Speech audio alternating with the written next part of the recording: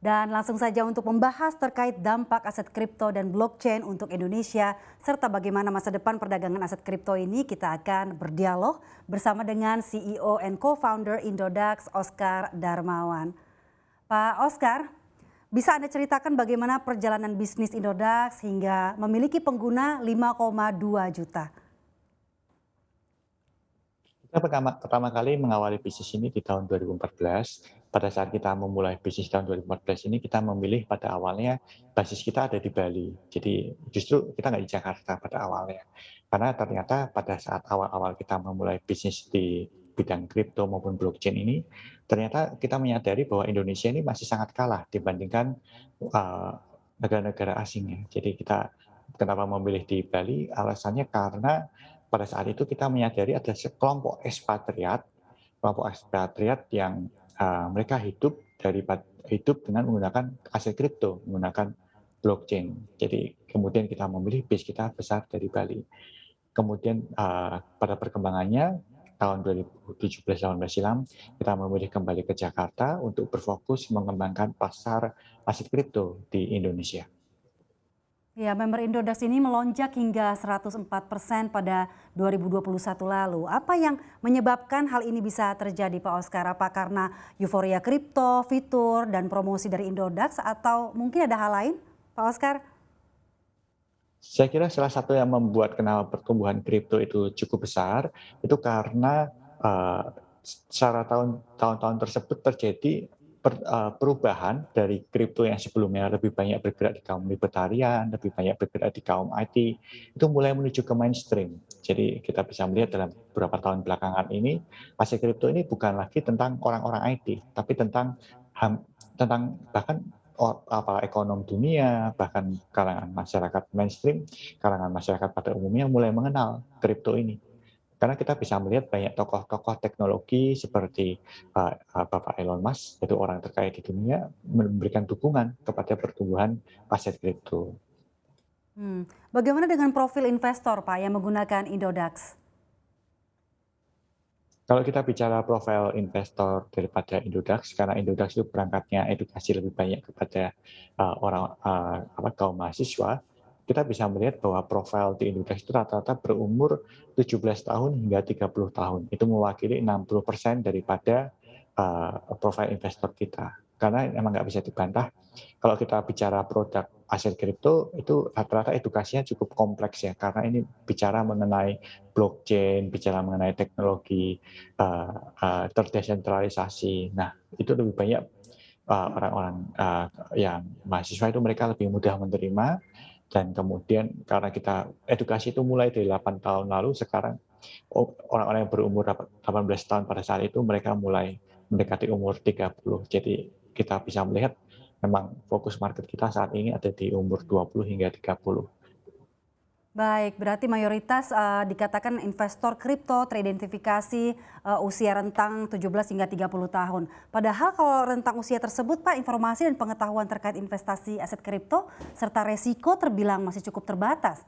Ini bagaimana Indodax mengedukasi para investor pemula ini, Pak Oscar? Oleh karena itu di Indodax kita memiliki sebuah produk yang bernama Indodax Academy dengan tujuan untuk memberikan edukasi kepada masyarakat, dan seluruh program yang dijalankan Indodax Academy itu gratis. Jadi kita memberikan berbagai seminar, berbagai workshop, bahkan setiap bulan kita juga ada Indodax Room yang bertujuan untuk memberikan edukasi kepada masyarakat mengenai kripto, mengenai resikonya, mengenai cara tradingnya, dan berbagai tips untuk mendapatkan profit daripada transaksi kripto. Ya, sejak berdiri pada 2014 silam dan kini sudah memiliki 5,2 juta pengguna, apa saja, Pak, prestasi yang telah diraih Indodax? Saya kira beberapa prestasi yang diraih Indodax, kita sempat mendapatkan beberapa penghargaan ya di bidang fintech maupun di bidang teknologi, di nasional maupun di internasional. Dan karena sebagai salah satu market leader di Indonesia maupun di Asia Tenggara di bidang kripto sendiri, kita cukup banyak diaudit oleh kelompok blockchain maupun organisasi grup blockchain maupun kripto, dan untungnya hingga sekarang kita dianggap sebagai salah satu institusi yang memiliki reputasi cukup baik dan memiliki transaksi yang transparan. Jadi transaksi di Indodax itu sudah pernah diaudit dan transaksi kita dinyatakan bahwa itu memang murni dari member-member kita. Perdagangan aset kripto di Indonesia berada di bawah naungan Bapepti dan tidak sedikit perusahaan atau aplikasi yang ikut memperjualbelikan aset kripto di Indonesia. Nah, ini bagaimana dengan legalitas Indodax sendiri, Pak Oscar? Apakah sudah terdaftar di Bapepti? Kita sejak peraturan Bapepti itu keluar, ya peraturan pertama kali kan sebelum ada aturan Bapepti, saya waktu itu mewakili Asosiasi Blockchain Indonesia bersama teman-teman asosiasi kita yang pertama kali berkomunikasi dengan pemerintah. Kemudian pemerintah ikut mendukung pertumbuhan aset kripto maupun blockchain ini dengan mengeluarkan peraturan Kementerian Perdagangan sebelumnya. Jadi kita berhubungan baik dengan pemerintah dan pemerintah mendukung.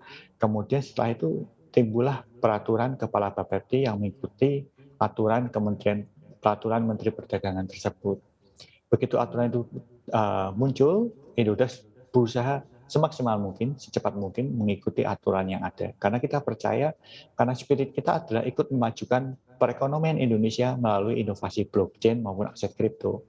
Sehingga begitu peraturan itu keluar, kita langsung terdaftar di Bapepti. Baik, aset kripto di Indonesia sendiri termasuk ke dalam perdagangan komoditas. Bagaimana pandangan Anda, Pak Oscar, terkait perkembangan regulasi yang ada di Indonesia saat ini, termasuk rencana pembentukan bursa perdagangan kripto oleh pemerintah?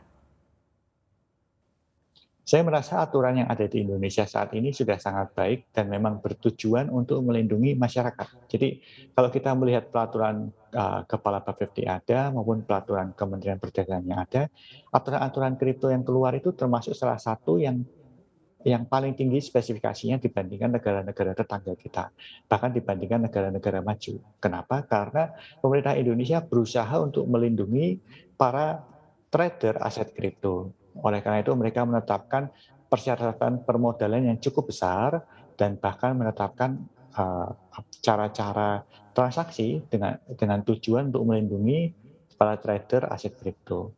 Ya, jadi kalau ditanya tentang aturan daripada aset kripto di Indonesia, kita di Indodax karena spiritnya adalah untuk ikut melindungi masyarakat di Indonesia, kita sangat mendukung dan kita sangat setuju dengan aturan tersebut. Ya, Untuk ke masalah depannya Pak Oscar, pembuatan ya. bursa untuk pembuatan Ya, bursa lanjut Pak, berjangka silakan. yang saat ini, untuk aturan pembuatan bursa berjangka yang ditetapkan oleh pemerintah saat ini, kita Indodax sebenarnya adalah salah satu shareholder yang ikut mendukung pembuatan bursa berjangka tersebut. Karena pembuatan bursa berjangka itu bertujuan untuk melindungi dan mengawasi daripada industri-industri yang bergerak di aset kripto. Ya, ke depannya Pak Oscar, apa saja inovasi dan target yang ingin dicapai oleh Indodax seiring dengan makin berkembangnya perdagangan aset kripto di Indonesia? Kita ingin untuk pada dasarnya di Indodax kita ingin untuk bisa mendorong kemajuan Indonesia ini setara dengan negara-negara maju lainnya melalui inovasi di blockchain maupun aset kripto. Karena kalau kita lihat di angka sekarang ya, Indonesia itu salah satu negara yang tidak tertinggal di bidang blockchain maupun aset kripto. Jadi kita ingin malah membuat Indonesia yang terdepan, khususnya di Asia Tenggara ini yang terdepan di bidang blockchain dan aset kripto, sehingga pada akhirnya kita bisa membawa investasi-investasi asing masuk ke Indonesia melalui blockchain maupun aset kripto ini. Itulah salah satu alasan kenapa Indodax memiliki sebuah lembaga riset di dalam Indodax yang bertujuan untuk melakukan riset atas teknologi-teknologi aset kripto yang ada. Ya, lalu bagaimana pandangan Anda Pak Oscar terkait dengan ekosistem blockchain di Indonesia saat ini dan bagaimana perbandingannya dengan negara lain? Indonesia adalah salah satu negara yang saya kira cukup bagus ya dan cukup terdepan di bidang aset kripto dan blockchain ini. Kita juga saat ini di Indonesia kita memiliki sebuah asosiasi blockchain Indonesia yang menaungi para pedagang kripto aset maupun aset kripto exchange maupun bursa dengan tujuan untuk membantu menata industri yang ada dan memberikan edukasi kepada masyarakat. Selain daripada itu kita juga bisa melihat para pemain industri di aset kripto ini diatur dengan sangat baik oleh Bapepti, yaitu sebuah lembaga di bawah Kementerian Perdagangan dengan tujuan untuk melindungi para trader aset kripto. Sehingga para trader aset kripto yang bermain di bidang ini bisa dipastikan untuk jauh lebih aman bertransaksi dan bisa terhindar dari kasus penipuan yang ada. Ya, terakhir Pak Oscar, bagaimana pandangan Anda terkait masa depan perdagangan aset kripto ini? Apalagi media untuk investasi saat ini sudah sangat beragam, baik di pasar saham, komoditas, hingga NFT, dan lain sebagainya. Saya kira setiap produk investasi memiliki keunggulan dan kelemahan masing-masing.